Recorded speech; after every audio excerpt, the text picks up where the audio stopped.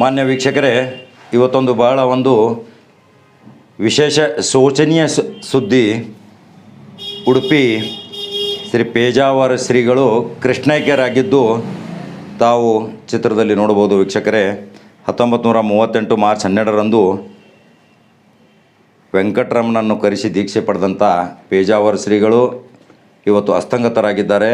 ಅವರು ಕರ್ನಾಟಕ ರಾಜ್ಯದ ಭಾರತ ದೇಶದ ಒಂದು ಬಹಳ ಅಮೂಲ್ಯವಾದ ಆಸ್ತಿ, ಭಾವೈಕ್ಯತೆ ಮೆರೆದವರು.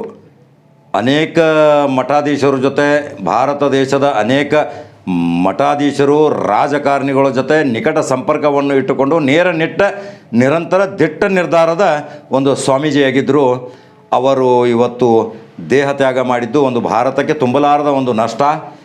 ಅವರು ಮುಸಲ್ಮಾನರ ಒಂದು ರೋಜಾ ಇಫ್ತಾರ ಕೂಟವನ್ನು ಸಹಿತ ತಮ್ಮ ಮಠದ ಆವರಣದಲ್ಲಿ ನೆರವೇರಿಸಿ ಒಂದು ಭಾವೈಕ್ಯತೆಯ ಸಂಕೇತವನ್ನು ಸಾರಿದ್ದರು. ಅವರ ವಾಹನ ಚಾಲಕ 32 ವರ್ಷದಿಂದ ಮುಸಲ್ಮಾನನಿದ್ದ, ಅವನ ಹೆಸರು ಮೊಹಮ್ಮದ್ ಆರೀಫ್.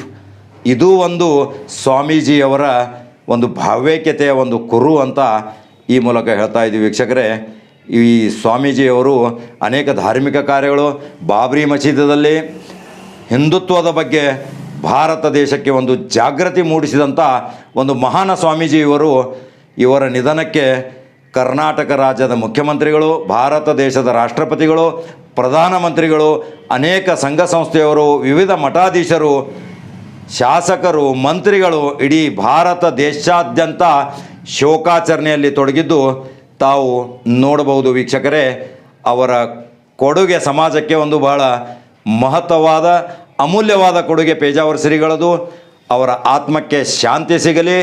ಇಂಥ ಸ್ವಾಮೀಜಿಯವರು ಮತ್ತೊಬ್ಬರು ಬರಲಿಕ್ಕೆ ಸಾಧ್ಯವಿಲ್ಲ ವೀಕ್ಷಕರೇ. ಯಾಕಂದರೆ ಅನೇಕ ವರ್ಷಗಳಿಂದ ಧಾರ್ಮಿಕ ಚಟುವಟಿಕೆಗಳಲ್ಲಿ ಸರ್ವ ಧರ್ಮದವರ ಜೊತೆ ಭಾವೈಕ್ಯತೆ ಸಂಕೇತ ಸಾರಿದಂಥ ಒಬ್ಬ ಧೀಮಂತ ಮಹಾ ಸ್ವಾಮೀಜಿಯವರು ಇವತ್ತು ಭಾರತ ದೇಶದಿಂದ, ಈ ಜಗತ್ತಿನಿಂದ ಕಣ್ಮರೆಯಾಗಿದ್ದಾರೆ ಅಂದರೆ ಒಂದು ಬಹಳ ಶೋಚನೀಯ ಸುದ್ದಿ ವೀಕ್ಷಕರೇ.